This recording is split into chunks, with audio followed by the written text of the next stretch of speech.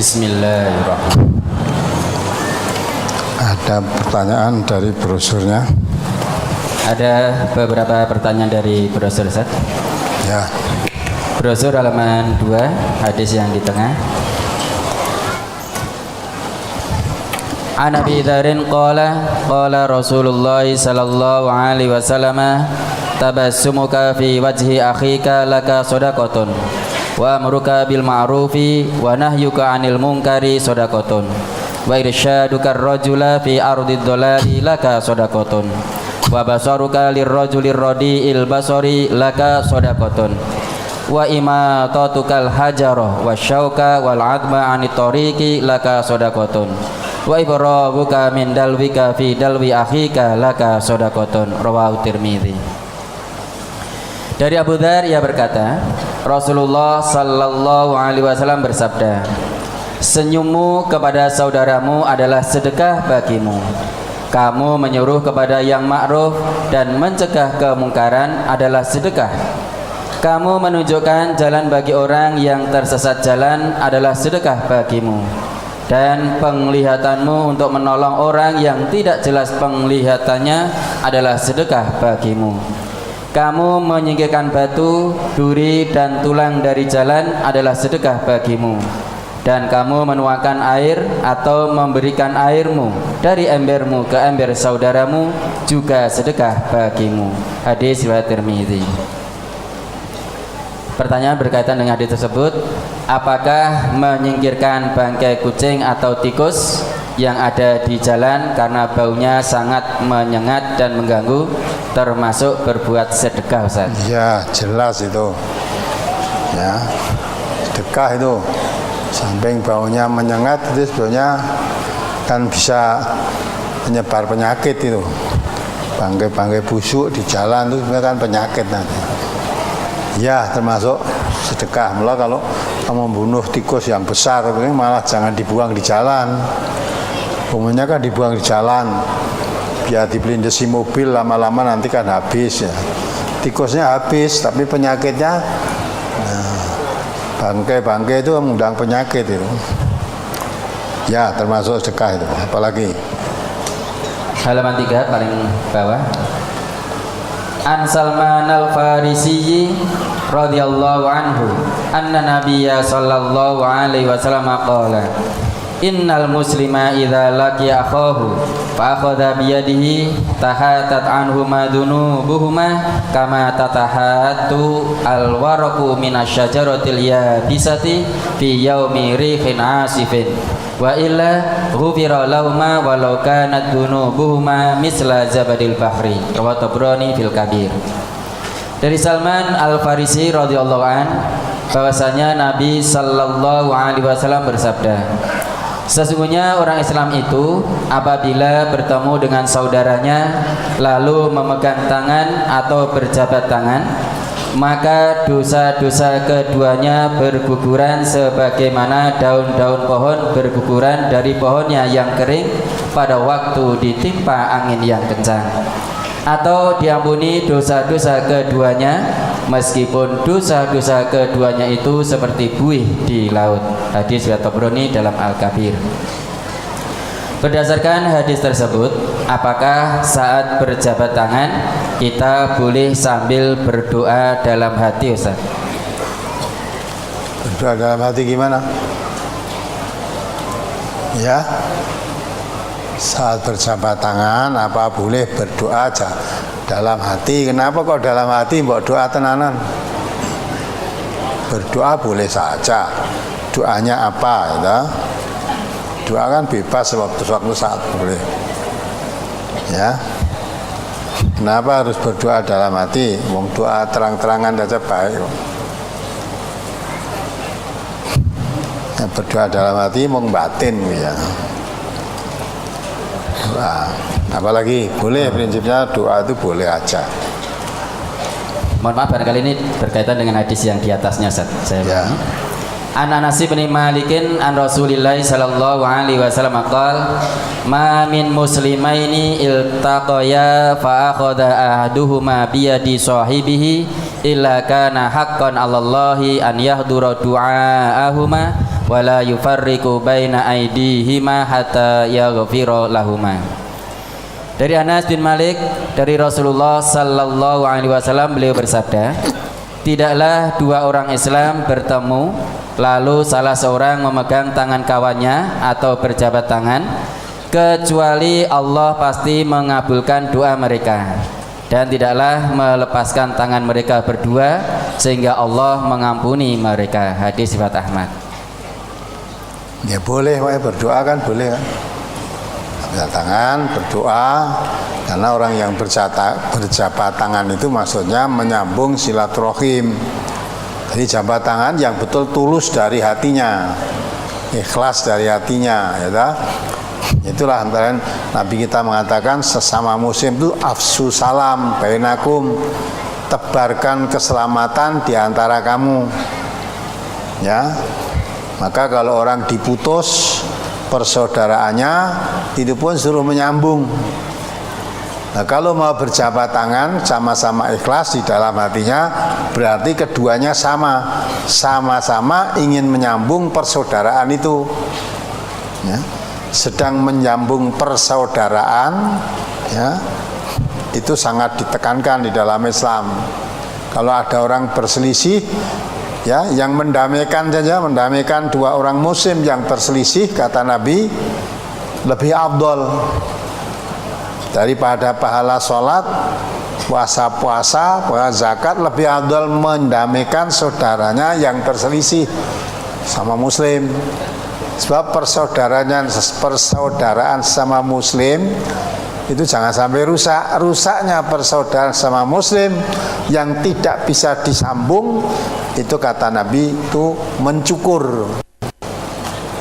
Aku tidak mengatakan mencukur rambut, tetapi mencukur apa? Agama. Artinya kalau orang muslim sama orang muslim berselisih kok tidak bisa didamaikan, berarti aturan agama sudah tidak dipakai. Dengan kata lain, hidupnya sudah tidak memakai aturan agama. Ya, hawa nafsu yang memimpin dirinya. Orang muslim sama muslim itu saudara. Justru yang menyambung, yang mengulurkan tangan, kalau misalnya Jawa, yang mengulurkan lebih dahulu atau yang mengucap salam lebih dahulu, itu yang lebih baik. Nah, semuanya tentu kepengen yang lebih baik. Maka semuanya kalau dua orang berjabat tangan berarti ikhlas dalam hatinya, sama-sama kepengen menyambung silaturahim, tidak kepengen memutus, ya, pengen nyambung itu. Maka saat itulah sangat dicintai Allah, doanya dikabulkan. Itu jabat tangan tenan loh ya, bukan zakat jabat tangan arep tinju itu. Arep tinju kan jadi boleh jabat tangan dulu toh. Tapi satu sama lain ingin membunuh saudaranya, ingin bunuh lawannya. Saiki salaman sik, lah itu jotosan. Ya saya kepengin mateni kamu, dia juga pengen mateni lawannya. Nah, itu bukan jabat tangan namanya. Jabat tangan jadi tambang kedamaian, jaga keselamatan, mempererat ukhuwah Islamiyah. Apalagi halaman 5 hadis yang di bawah. An Atha ibni Abi Muslimin Abdullahil Khurasani qala Rasulullah sallallahu alaihi wasallam tasafahu yadhabil ghillu wa tahadau tahabu wa tadhabis sahna'u. Rawi Malik fil Muwatta.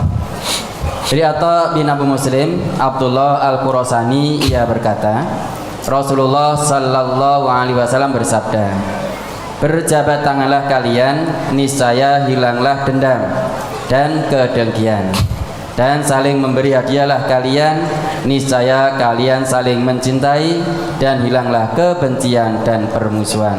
Hadis riwayat Malik. Dengan orang yang pernah menyakiti hati dengan kata-katanya sampai susah untuk dilupakan, walau sering berjabat tangan, kok hati saya belum bisa los, atau masih ada sesuatu yang mengganjal di hati. Bagaimana caranya agar hati saya bisa betul-betul bersih dan plong, Ustaz? itu tergantung kamu. Ya, kok tekon saya. Ya. Jadi orang Islam itu tidak boleh gimbol kedengkian. kebencian, dendam, maka doanya saja Rabbana la tuzigh qulubana ba'da idh hadaitana. Jangan sampai hidayah sudah masuk di hati kita itu bisa terkencong keluar lagi. Ya, maka doanya ke sama muslim, wala taj'al fi qulubina ghillal lil ladzina amanu rabbana innaka raufur rahim. Ya Allah, jangan kau jadikan dalam hati itu ghil. Ya, ghil itu apa? Perasaan tidak enak, perasaan benci, perasaan dendam, perasaan ganjel yang tidak enak pada saudaranya sesama mukmin. Maka sudah jabat tangan harus lepas semua, hilang. Maka dikatakan oleh Rasulullah, dua orang yang berjabat tangan dosa-dosanya berguguran. Tapi kalau masih gembol dengki, nah dosanya tidak berguguran itu. Dosanya berguguran karena apa? Rasa dendam hilang, rasa benci hilang, dosanya berguguran seperti daun kering yang kena apa? Kena angin kencang, resik gitu loh. Ya, kalau jabat tangan masih gembol dengki itu, jadi jabat tangan itu hanya lelamisan. Ya. Padahal jabat tangan itu menunjukkan ya perpaduan hati yang erat, yang baik. Dendam-dendam, kesumat hilang, dengki-dengki hilang, iri hati hilang semua. Ini saudara kita sama muslim, terapat persaudaraan yang dipadukan dengan iman. Harusnya begitu. Maka sampai ada doa, jangan sampai ada ghil dalam hati saya sesama orang mukmin. Ya. Jadi kalau masih ada ghil, salaman aja itu artinya kotor. Itu penyakit, harus dihilangkan itu. Yang bisa ngilangi ya dirinya sendiri. Ya, salaman, apalagi salamannya sambil ngucap assalamualaikum, waalaikumsalam. Lah kok masih ganjel tuh gimana? Ya, padahal saling menyebarkan salam. Ya, apalagi tentang jabat tangan yang sering saya alami kalau pas ngaji di cabang, saat qiraah ibu-ibu yang datang di sof putri mengajak berjabat tangan, sedang saya sedang ikut qiraah. Apakah salamnya harus saya jawab sedangkan saya sedang melafadzkan ayat-ayat Al-Quran? Biasanya salamnya saya jawab kalau saya sudah selesai membaca sampai akhir ayat. Mohon tausiahnya, Ustaz. Gak apa-apa, kalian pengaturannya itu salam kemarin udah. Kamu datang di majelis mengucap salam, ya toh? Yang pertama tidak lebih berhak daripada yang terakhir. Ini yang datang pertama bukan yang lebih berhak. Artinya yang aja mengucap salam itu yang datang pertama aja, yang akhir tidak, bukan begitu, sama. Siapa datang di masjid, assalamualaikum, ya dijawab assalamualaikum. Ada orang ucap salam dijawab, kayak gitu kan. Perkara nanti sedang membaca Quran ya nanti udah podo dijawab gitu kan. Baca Quran kan ya ada wakofnya kan. Ya boleh, tidak apa-apa. Apalagi halaman 7 hadis kedua dari bawah. An Ma'qil bin Yasarin qala Rasulullah sallallahu alaihi wasallam la an yut'ana fi ra'si ahadikum bi mikhyatin min hadidin khairun lahu min an yamassa imra'atan la tahillu lahu. Rawahu Tabrani fil Kabir. Dari Ma'qil bin Yasar ia berkata, Rasulullah sallallahu alaihi wasallam bersabda, ditikam seseorang di antara kalian di kepalanya dengan jarum dari besi adalah lebih baik daripada ia menyentuh seorang wanita yang tidak halal baginya. Hadits Tabrani dalam Al-Kabir. Batasan umur berapakah kita boleh berjabat tangan dengan wanita? Karena terkadang saya sering dijabati oleh ibu-ibu yang lebih tua dari saya. Secara spontan saya jabat tangannya, lalu saya sadar itu dilarang. Tapi gimana lagi, sudah terlanjur. Itu saya lakukan secara spontan. Mungkin ibu-ibu itu ingin berkenalan atau memberi selamat atau ikut berbelasungkawa kepada saya ketika berjabat tangan. Mohon tausiahnya, Ustaz. Ya sudah terlanjur ya sudah, yang belum besok diulangi. Kan sudah tahu kamu mestinya jabat tangan itu tidak dilarang. Hanya Rasulullah mengatakan ditusuk jarum besi di kepalanya itu masih lebih ringan dibanding hukuman orang yang bersalaman laki perempuan yang tidak halal. Ya dah? Kebacut dijain ora gelem ya ora apa-apa. Turuti aja, nanti cuma ditusuk jarum besi ada di kepalanya. Masih lebih ringan itu. Ya. Banyak enggak orang Islam yang masih mau berjabat tangan dengan perempuan. Nah, itu. Ini tidak melarang mereka loh. Ini hadis Nabi menerangkan begini.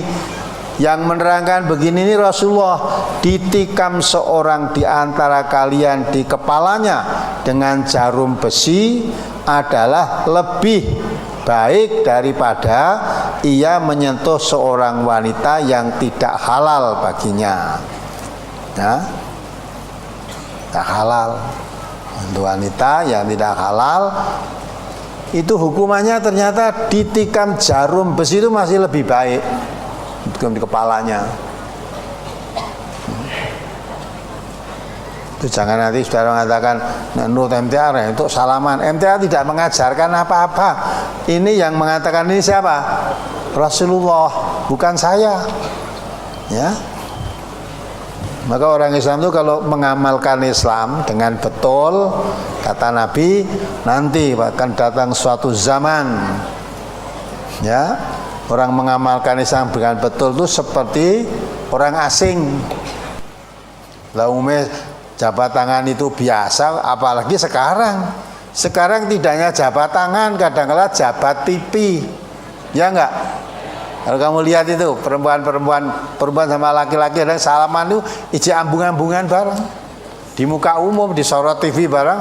Nah, itu kan pergaulan untuk mempererat persaudaraan. Ya. Nah, dibaca hadis ini tidak mau dengar. Andai kata dengar itu seolah-olah itu ajaran MTA kaya ngono kuwi, dadi merenggangkan hubungan famili, saudara, kerabat. Ini hadis Nabi bukan. Sebelum kita ada ini sudah ada hadis ini. Sebelum MTA lahir, sebelum dunia Indonesia ini lahir, hadis ini sudah ada.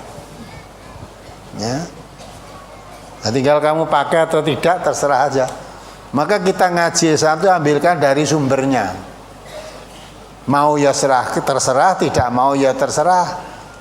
Allah tidak pernah butuh kepada kita semua. Ya. Tapi Allah menurunkan aturan untuk manusia itu demi keselamatan manusia itu sendiri. Ya. Itu pun tidak memaksa Allah. Allah dengan mengatakan faman sya'afal yu'min wa man sya'afal yakfur, yang mau iman jadi orang iman ya silakan, mau kafir ya boleh. Beri kebebasan kita itu. Nah, ini hadis Nabi yang bunyinya seperti itu tadi, diriwayatkan oleh Tabrani dalam kitab Al-Kabir juz 20 halaman 212 nomor 486. Hadisnya situ. Kalau saudara tidak ngaji ora bakal ketemu hadis ini. Yang ngaji di MTA itu banyak ya, ketahui ternyata amalan-amalan kita yang biasa kita lakukan seolah-olah tidak apa-apa, malah dianggapnya itu seolah-olah suatu kebaikan, ternyata membawa dosa. Ya. Nah, kalau tidak mau ngaji kan tidak mengerti. Larangan Allah itu selalu dikerjakan saja karena tidak tahu. Ya. Nah, besok kalau ditanya Allah, apa bisa menjawab? Karena tidak tahu ya Rasul, ya Allah, apa begitu? Ya. Allah nanti tanya berapa tahun kamu saya berhidup di dunia? Kok sampai tidak tahu hidupmu untuk apa? Ya. Sedang Allah memerintahkan diturunkan Al-Quran itu lihat dabaru ayatihi waliyatadzakara ulul albab. Al-Quran diturunkan supaya dipelajari tiap-tiap ayatnya, Kalau kamu mengaku sebagai orang Islam, kitab sucimu kamu mengaku Quran, dipelajari tiap-tiap ayatnya. Kalau kamu mengakui Nabi Muhammad utusan Allah pada kita semua, Nabi kita memerintahkan thalabul ilmi faridhatun ala kulli muslimin. Wajib mencari ilmu itu bagi setiap muslim. Ilmu yang mana? Ya, yang diwajibkan ilmu apa? Ilmu din, yang bisa membedakan, memisahkan yang hak dengan yang batil, yang haram dengan yang halal, yang baik dengan yang buruk, yaitu Al-Furqan, yaitu Al-Quran. Mempelajari Al-Quran itu wajib bagi setiap muslim. Nah, kalau selama hidup kita ngaji dengan betul, ketemu, ya, ketemu, mengerti larangan-larangan ini, tahu. Al-Quran juga memerintahkan wala taqfu ma laisa laka bihi ilmun. Kamu jangan melakukan suatu ibadah yang kamu belum tahu ilmunya. Kalau kita melihat ayat itu berarti ibadah dan ilmu lebih dulu mana? Ilmu, lo ngaji dulu. Lah ngaji tahu ilmunya baru menjalankan ibadah. Sebab kalau kamu beribadah tanpa ilmu, fahuwa raddun, ditolak. Jangan mengharapkan pahala, ditolak, tidak diterima. Nah, bareng ngaji itu kan baru terasa toh, wah ternyata amalan-amalan saya selama ini bertahun-tahun tidak pernah saya tahu dasarnya. Dasarnya hanya taklid pada mbah-mbahin dhisik. Mbah. Nah, bareng kembali pada Quran dan Sunnah ternyata menyimpang. Walaupun dikatakan begitu, malah kadang-kala diungkapkan Quran dan Sunnah itu malah dituduh itu agama baru. Ya lagi cah saiki kuwi. Mbah-mbah dhisik ya ngono ra apa-apa, barang saiki ra entuk salaman ra entuk. Sing ra entuk iki sapa? Salamono ra apa-apa. Ya.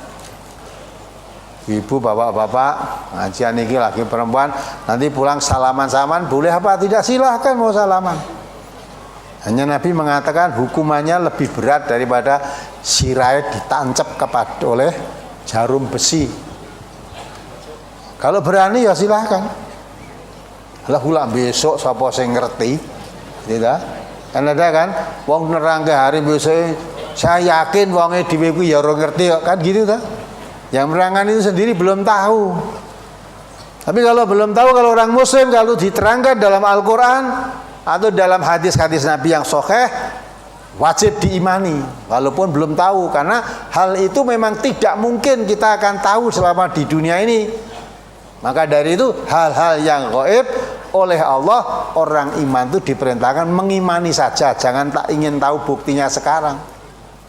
Alladzina yu'minuna bil ghaibi. Orang yang beriman itu orang yang percaya kepada adanya yang gaib. Yang gaib itu sesuatu yang tidak bisa dijangkau oleh panca indera manusia ini, tapi dikabarkan oleh Al-Quran atau oleh Rasulullah SAW. Ya, kalau tidak dikabarkan dalam Al-Quran, jangan kamu percaya. Padahal yang kabar Al-Quran malah tidak percaya, yang kabar katanya malah dipercaya, gitu kan? Itu yang menyerahkan jimat-jimat buahnya itu kan percaya dengan ini, katanya jimat ini bisa begini, ada ndak dasarnya dari Quran? Ada kiai brojol, gampang brojol ke wong arep nglahirke. Nah, ada ini nanti mendatangkan rezeki. Keterangan itu dari mana? Nah, itu kan. Maka kalau itu kekuatan gaib harus ada dasarnya. Kalau Allah Rasulullah tidak menjelaskan, jangan percaya. Nah, orang Jawa ini kebacut, mendarah daging, wiwit cilik wis diwedani tetekan, memedi, gendruwo, wedon, gundung pringis gitu. Padahal urung tahu ngerti dan tidak jelas pengambilannya dari mana. Dan gundung pringis memang ada. Ya. Ada yang gelundung karo meringis-meringis, ya kuwi gundung pringis. Nah itu sudah mendarah daging. Maka kemarin ada dari SAR kita yang nulungi orang tenggelam, ya. Kemudian kabarnya sampai kepada saya, tenggelam di sungai itu Jumapolo ya dia. Kemarin jam 1 malam atau jam 12 malam ada orang tulung tulung, malah do melayu dikira itu memedi. Kira memedi. Gitu. Nah, makanya setelah paginya ternyata ada keluarganya yang hilang. Ya. Akhirnya dicari, Sarente ikut mencari. Akhirnya ketemu mati tangsa. Ya, jadi tulung tadi malam ini maksudnya njaluk tulung kok malah do melayu. Dikira masa memedi sah tulung. Nah itulah karena kepercayaan udah mendarah daging begitu. Ya dah, udah anak tulung bengi-bengi harusnya kan kok neng pinggir kali ada wong tulung mestinya keluar, ada apa itu?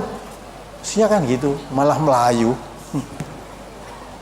Nah itulah karena kepercayaan yang salah. Ada omah angker barang, omah gue nek sing tunggu, gitu barang toh. Terus celuk ke tim pemburu hantu.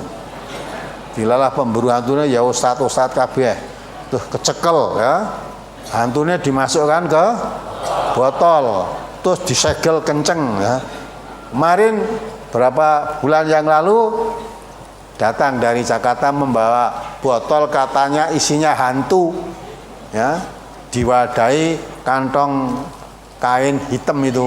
Nah, diserahkan saya di sini katanya isinya hantu, ndak berani buka. Tak buka di sini. Buka tak tumplak tuh hantunya keluyuran kemana-mana. Bohongi kayak nggak percaya ya. Kalau ada hantu betul, wong ustadz yang menangkap itu aja tampaknya kan berat sekali. Wong gulut gantingan berarti hantunya kan roso banget. Lah kok masukkan botol ora polah coba. Andai kata roso polah lah botolnya pecah wis melayune hantune. Lah kok meneng wae itu. Nah, itu akal nggak bisa masuk. Agama Islam itu agama yang masuk akal. Kecuali yang gaib jangan diakal-akal. Kalau yang gaib kita hanya mengimani neraka, surga, Allah, ya malaikat, yakin itu ada. Karena disebut dalam Quran. Ya, itu ada. Jangan kepengin tahu sekarang. Ini nenek wong ngomong pusing don rangkai untuk kehidupan besok, kehidupan akhirat, yang ngomong sendiri itu ya belum pernah tahu. Kan gitu ya. Ya memang tidak mungkin akan tahu kalau kamu masih hidup di dunia ini. Gak mungkin kamu alam kubur aja kamu tidak mungkin tahu. Naik kuburan kamu tahu. Alam kubur kamu tidak mungkin tahu. Ya. Karena itu lah taunya alam kubur besok kalau kamu masuk kubur lalu tahu alam kubur itu seperti ini tuh. Ya. Apalagi halaman 6 yang terakhir atau yang paling bawah. Qalat Aisyatu wala wallahi ma massat yadu Rasulillah sallallahu alaihi wasallam yadam ra'atin qattu ghaira annahu yubayyi'uhunna bil kalami. Rawi Muslim. Telah berkata Aisyah, tidak, demi Allah, tidak pernah sekalipun tangan Rasulullah sallallahu alaihi wasallam menyentuh tangan wanita. Tetapi beliau membayat mereka para wanita hanya dengan perkataan. Hadis riwayat Muslim. Pertanyaan, apakah membayat wanita itu juga dengan mengangkat tangan, Ustaz? Iya dah, enggak mengangkat tangan dia. Tadi terangkan Rasulullah kalau membayat laki-laki umumnya dengan jabat tangan. Tetapi kalau laki-laki, kalau perempuan yang dibayat Rasulullah hanya dengan apa tadi? Perkataan, dengan ucapan gitu loh. Enggak nyangkut tangan. Ya, hanya dengan perkataan. Ya, misalnya bersumpah demi Allah ya, tidak ada Tuhan kecuali Allah dan saya mengakui Rasulullah sebagai utusan Allah. Tidak usah jabat tangan. Ya. Cukup dengan ucapan. Nah, gitulah. Tapi kalau laki-laki jabat tangan. Ketika Rasulullah membaiat sahabat-sahabatnya di bawah pohon ketika mau akan mencari, karena beritanya Utsman waktu itu ditahan orang-orang kafir Quraisy, lah sudah mereka berbaiat di bawah pohon ya, akan membebaskan Utsman bin Affan apapun yang terjadi resikonya. Ketika perang Badar Nabi juga membaiat tentara-tentara karena maunya itu merampas dagangan yang dibawa oleh kafilah-kafilah kafir sebagai ganti tebusan yang merampas harta kayanya di negerinya. Tapi ternyata yang dihadapi musuh yang bersenjata lengkap, jumlahnya besar. Nah, itu mereka berbaiat kepada Nabi. Kalau wanita-wanita cukup dengan ucapannya saja. Apalagi? Kembali ke halaman 2 Ustaz, hadis yang di tengah.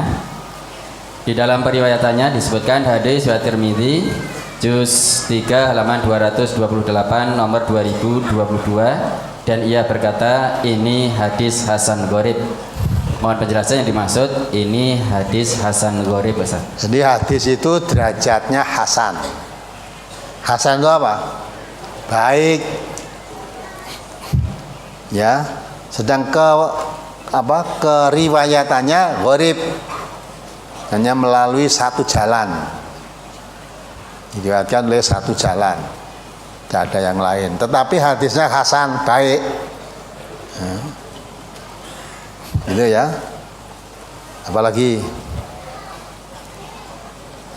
Setelah saya kenal MTA dan mengamalkan hasil pengajiannya, temanku yang dulunya ketika bertemu dengan aku berlonjak-lonjak, berseri-seri, sekarang kalau bertemu wajahnya seperti batu kuburan, serem dan benci kepadaku. Kandani ragu gue ya. Ya gitu itu. Terus? Bagaimana sikap saya kalau bertemu dengan dia? Apakah saya ikut merengut atau serem, atau dengan wajah berseri-seri? Karena kalau mau bertemu di dalam hati sudah ada rasa deg-degan. Ini tadi sudah diterangkan dalam hadis ini yang kita pelajari tadi. Tabassumuka ya li akhika li akhika fi wajhi akhika sedekah. Nyomu kepada wajah berseri kepada saudaramu itu sedekah. Ya. Lah orang yang merengut dengan orang yang senyum itu enak mana? Nah senyum, kamu ketemu saudara senyum itu enak. Tapi saya ketemu merengut itu di samping gitu memerlukan urat-urat untuk berkerut ini, gitu. Hatinya ini rasa dongkol tidak suka. Lah wong ora penak kok mbok tak, ya mbok iloni piye? Ilih aja yang enak cara Islam itu ya ketemu saudara. Kalau dia membenci kamu, memutus kamu, Nabi merintahkan sil mengkotak, sambungan orang yang memutus kamu. Apalagi dulu teman akrab, ya dah. Kalau ketemu saya seperti tekoni wae, Mas, kowe dhisik karo aku nek ketemu guyang-guyu kalau saya yo merengut ya neng apa toh? Lah gitu, tekoni sing apik gitu loh. Tekoni sing apik. Salahku apa gitu ya. Aku saya ngomong, aku ndak ngaji nang MTA padahal gitu dah. Lah ngaji NMTI salah apa gitu lah. Tuduhno salah. Salahnya apa? Kamu tunjukkan kalau salah tolong dibetulkan. Nah itu lah. Nah, itu tidak umum ngaji di MTA. Anggri kabeh do melu ngaji nanti dadi umum. Gitu. Maka supaya umumno ikutan jak ngaji semua nanti kan umum. Ya dah. Nah, tidak umum, pengamalannya pun tidak umum, gitu lah. Lah memang orang mengerti dan tidak mengerti mesti tidak sama. Ya, terangkan gitu. Kalau mau wong teman akrab dulu, sekarang tahu-tahu begitu ya diajak ngomong kan baik saja. Ada apa kamu, gitu. Gitu. Nah, mau kamu ikut seperti umumnya orang gini lah. Oh, setelah saya ngaji itu baru tahu di dalam Al-Quran itu dirangkan. Wa in tuti aktsara man fil ardi yudilluka an sabilillah iyattabi'una illa dhanna wa inhum illa yahrusun. Coba dibaca ayatnya itu. Kalau kamu beragama itu hanya mengikuti umumnya orang di muka bumi ini ya, umumnya begitu ya, tidak berdasarkan tuntunan yang diwariskan oleh Rasulullah, hanya mengikuti umumnya orang, kata Allah, kamu akan tersesat dari jalannya yang lurus tadi. Dari jalan yang lurus. Karena umumnya mereka itu di dalam amalan-amalan agamanya hanya berdasarkan dzon, kira-kira, tidak berdasarkan Quran dan Sunnah. Dasarnya hanya kalau begini ini kira-kira baik, kalau begini kira-kira baik, hanya kira-kira. Walinhum ilayah rusun, Dan kebanyakan mereka itu berbuat dosa dalam beragama ini. Dosanya di mana? Karena tidak mengikuti tuntunan Al-Quran, Sunnah yang menjadi sumbernya ajaran agama Islam itu. Umumnya orang tidak mengikuti sumbernya agama Islam. Kalau kamu mengikuti Islam dari sumbernya, mesti tidak umum. Maka dikatakan oleh Rasulullah, kamu menjadi orang asing. Orang asing itu orang yang tidak sama dengan yang lain, tidak umum tadi, aneh gitu loh, nyeleneh, gitu. Coba dibaca ayatnya. Surat Al-An'am surat ke-6 ayat 116. A'udzu billahi minasyaitonir rajim. Wa in tuti' aksara man fil ardi yudilluka an sabilillah iyattabi'una illa dhanna wa inhum illa yakhrusun. Dan jika kamu mengikuti kebanyakan orang di muka bumi ini, niscaya mereka akan menyesatkanmu dari jalan Allah. Nah, perhatikan itu. Kalau kamu beragama kok mengikuti umumnya orang di muka bumi ini, kamu akan tersesat dari jalan Allah. Karena apa? Terus? Yang mereka ikuti itu hanya persangkaan belaka, dan mereka hanyalah membuat kebohongan. Ya, buat kebohongan kan? Yang bukan dari Allah dikatakan dari Allah, yang haram dikatakan halal, yang halal malah dikatakan haram. Nah, coba ada notnya di situ dibaca.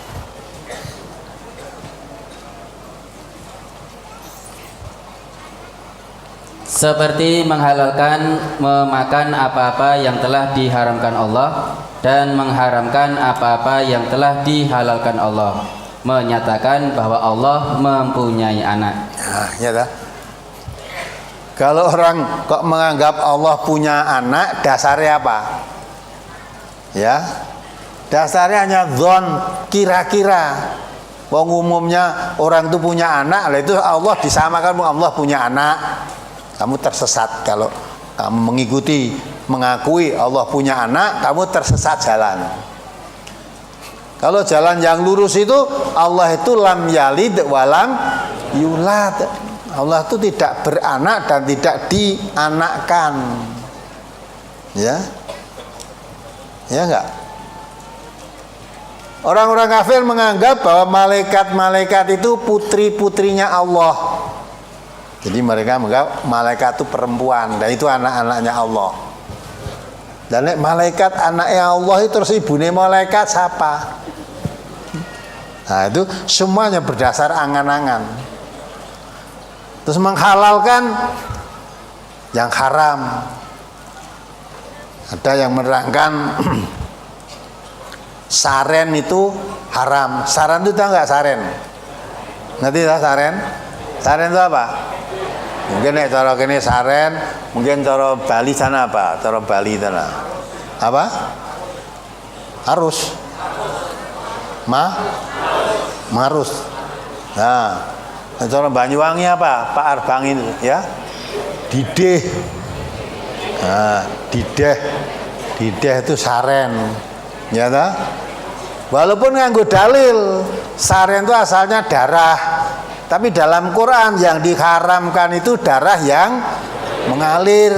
Saren itu tidak mengalir, maka sudah tidak haram. Lah itu namanya menghalalkan yang mengharamkan yang halal. Itu sebenarnya haram diputarbalikkan karena sudah tidak mengalir jadi halal.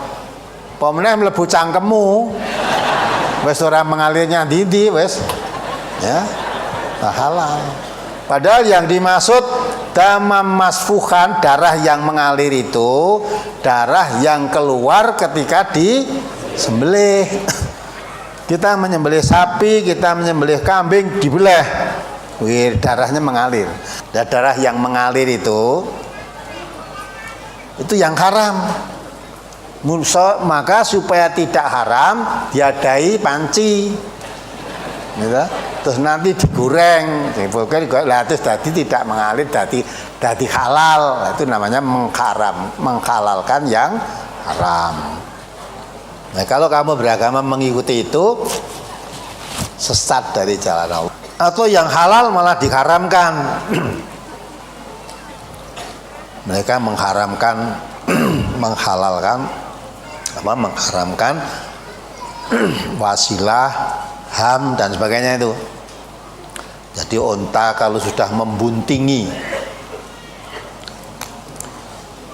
unta betina berapa ekor itu sudah tidak boleh megawe, tidak boleh dilepas, tidak boleh disembelih, tidak boleh dimakan. Atau kambing, ya itu dah. Itu yang yaitu sebetulnya unta atau kambing sudah membuntingi, kambing betina atau unta berapapun tetap halal. Ora kok wis buntingi akeh terus jadi haram. Nya tugasnya wanita, tugasnya unta laki-laki membuntingi unta betina, ya. Itu sudah tugasnya.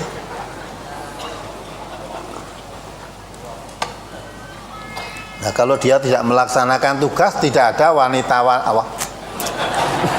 unta-unta yang bunting, akhirnya tidak ada tambahan unta, tambahan sapi, tambahan kambing. Lah akhirnya manusia kekurangan daging kan gitu dah.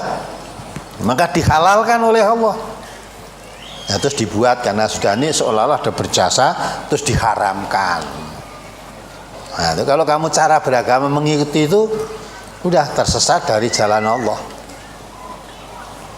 Maka supaya tidak tersesat jalan Allah, ikuti Quran yang dikatakan oleh Allah, wa anna hadza sirati mustaqiman fattabi'uhu wa la tattabi'us subula fatafarraqu bikum an sabili.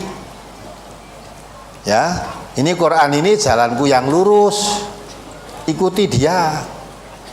Jangan mengikuti jalan-jalan selain Al-Quran, meninggalkan jalan Al-Quran. Mesti kamu tersesat dari jalan yang lurus tadi.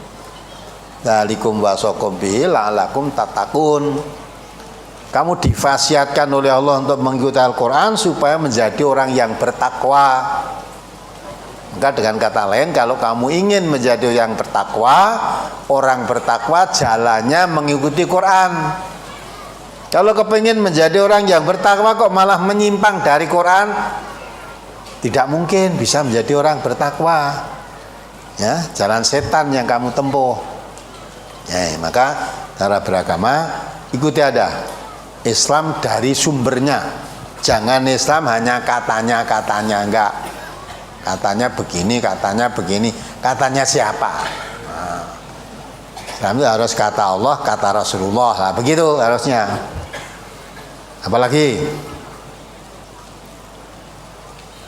berkenaan dengan brosur yang terbit hari ini, sebagai seorang pemulung, saya sering menolak untuk diajak berjabat tangan dengan teman yang bukan pemulung karena tangan saya kotor.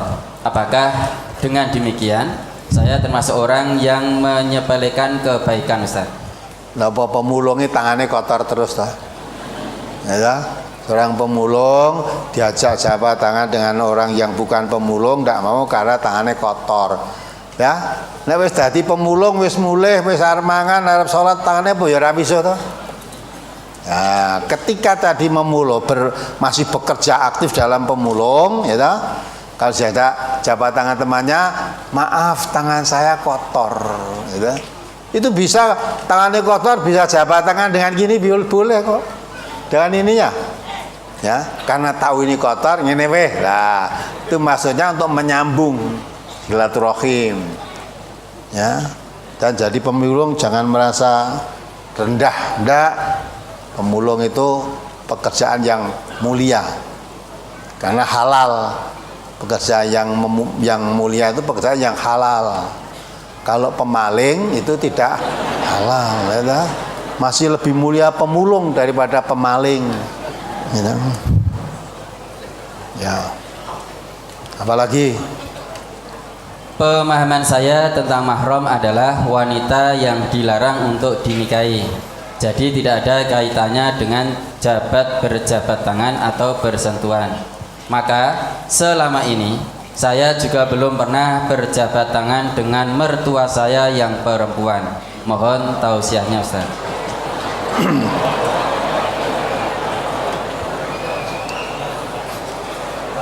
Ya, kamu pahami, wanita yang tidak boleh dinikahi itu termasuk mahram dan mahram.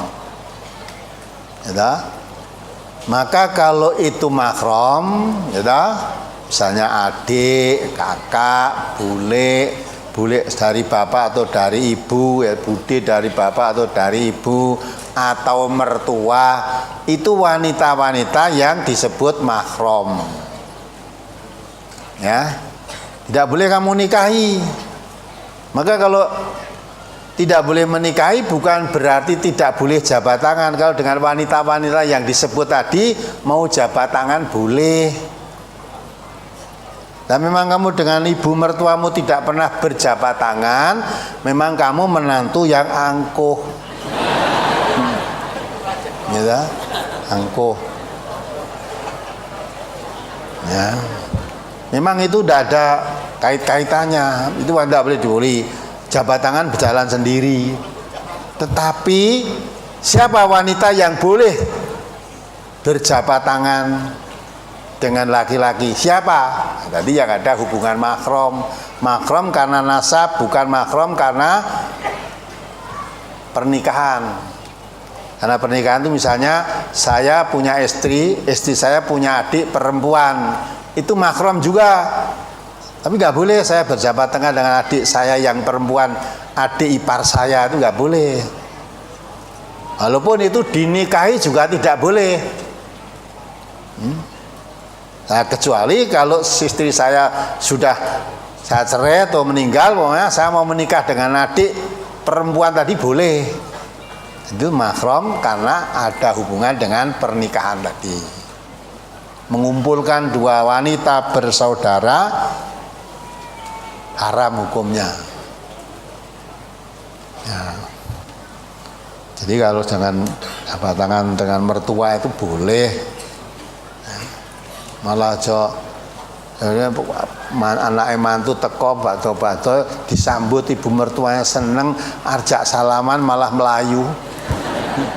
Malah dirangkul, diambungi maratuane wis suwe ra teko tole aku kangen, malah dikipatke. Nah, itu kan mantu angkuh itu. Nah, mungkin mertua mikir, kok mantuku kok kaya ngene ya, gitu kan. Apalagi Ketika selesai sholat, saya berjabat tangan dengan istri lalu menciumnya. Apakah yang demikian ini diperbolehkan, Ustaz?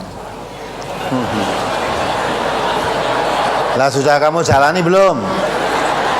Lah mestinya kalau tanya boleh apa tidak ya jangan lakoni sih. Jangan dijalani dulu, saya berjabat tangan dengan istri saya atau saya cium itu boleh enggak ya? Nah sebelum dijalani itu tanya dulu. Lah wis dilakoni kok lagi tekon. Umpama tidak boleh kamu mau apa? Umpama tidak boleh.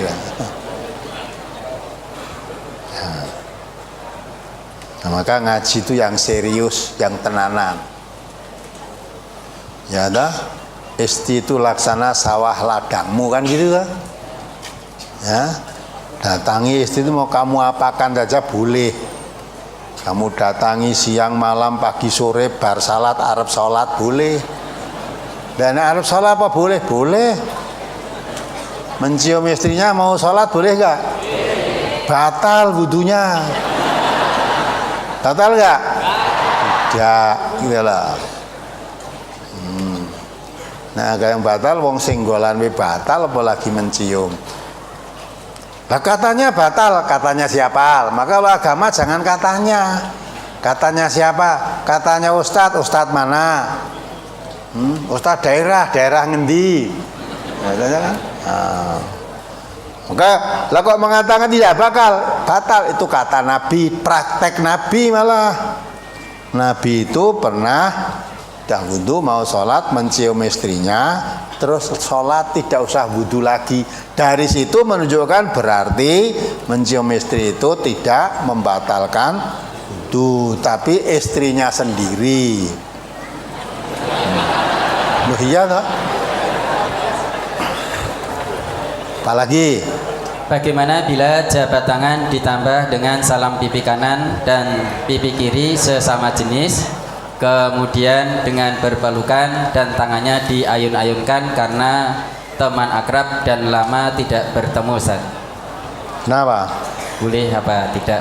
Nah, salaman ini urusan apa? Dunia apa urusan ibadah? Nah, urusan dunia. Ada larangannya enggak? Ya, sama-sama jenis, laki sama laki salaman, pipi tangannya saking, wah kenceng, malah ada istilahnya tentara salam komando, salaman ini. Boleh apa enggak itu? Nah, selama tidak ada larangan boleh. Urusan dunia itu jangan tanya boleh apa tidak. Selama tidak dilarang boleh. Lah kalau perempuan dan laki-laki salaman tadi, ya dah, itu juga urusan dunia salaman. Tapi ada larangannya, ya dah, maka jangan dilakukan. Ya, kalau perempuan sama perempuan, laki-laki sama-sama laki, salaman tidak masalah. Ciuman pipi juga boleh laki sama laki untuk tanda keakraban itu tidak salah. Nah, kalau kamu mengatakan larangan, tunjukkan dalilnya. Mana yang melarang? Apalagi?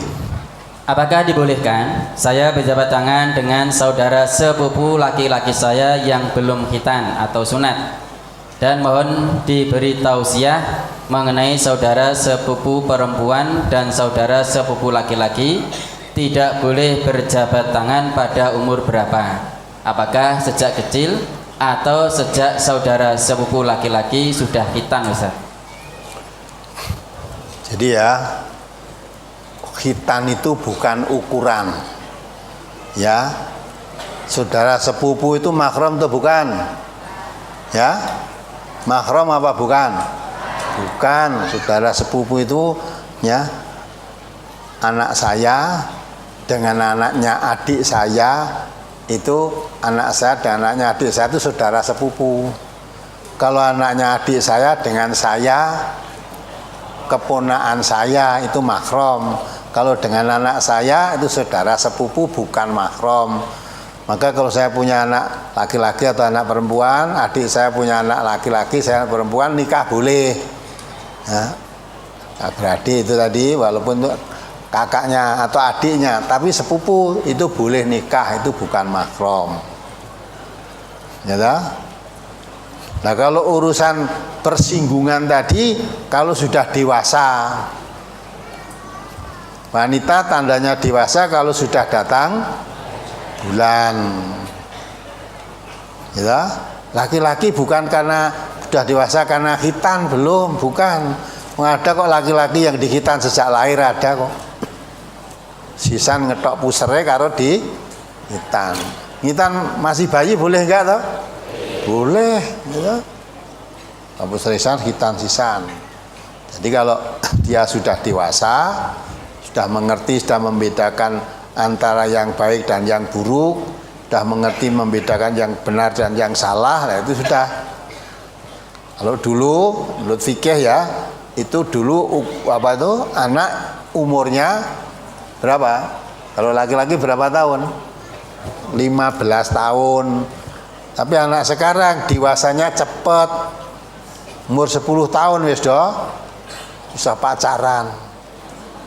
Ya, anak 10 tahun sudah pacaran tadi kan?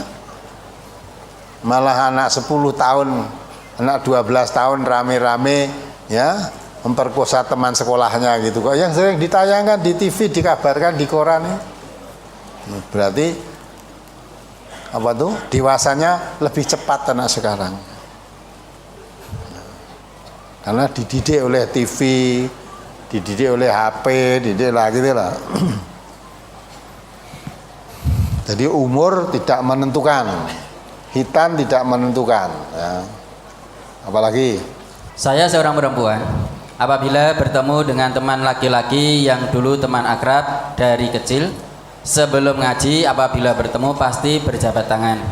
Setelah mengaji dan tahu hal itu tidak boleh, bila kami bertemu tidak mau diajak untuk bersalaman. Tetapi teman saya itu malah ngejar-ngejar memaksa untuk salaman. Kadang-kadang nyolong-nyolong. Bila begitu masih berdosakah saya, Ustaz?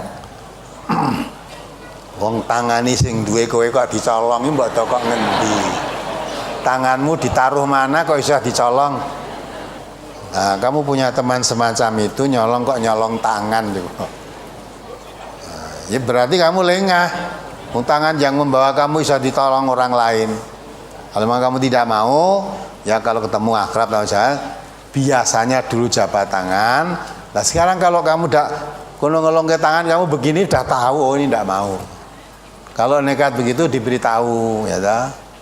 Dulu kamu dengan saya akrab, sama-sama tidak tahu, sama-sama buta gitu lah.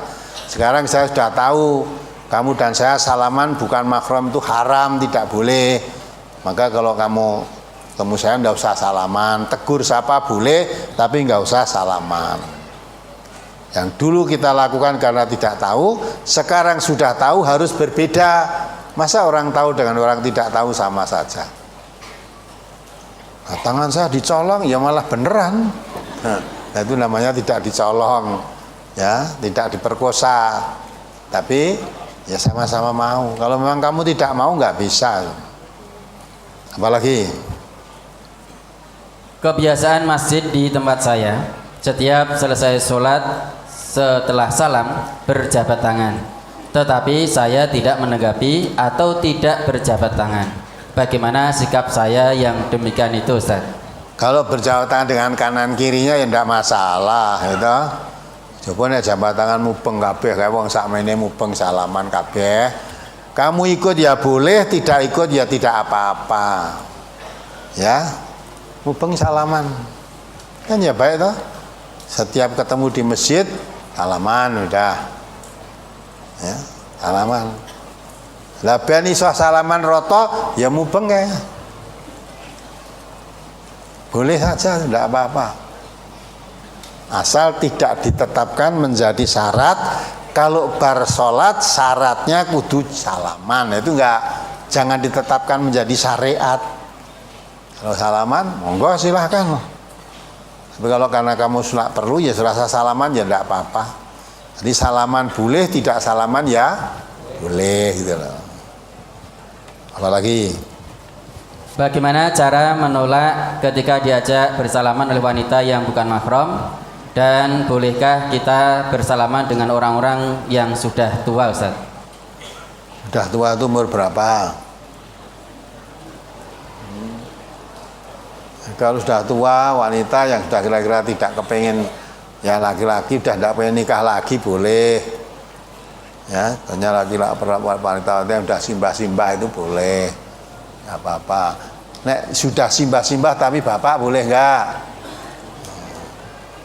Bapak laki-laki itu simbah-simbah, wah cek bahaya wih. Ya, walaupun simbah, dukun-dukun itu umumnya kan simbah-simbah. Nek pasien bisa digarap kok, walaupun dukunnya simbah sudah simbah. Ya, tapi kalau wanita-wanita simbah-simbah kuwi wis ora seneng ngono. Nah, sudah tidak menginginkan nikah lagi. Jadi kita tahulah. Boleh itu. Sudah umur yang sudah wah, sudah lanjut usianya, tidak apa-apa.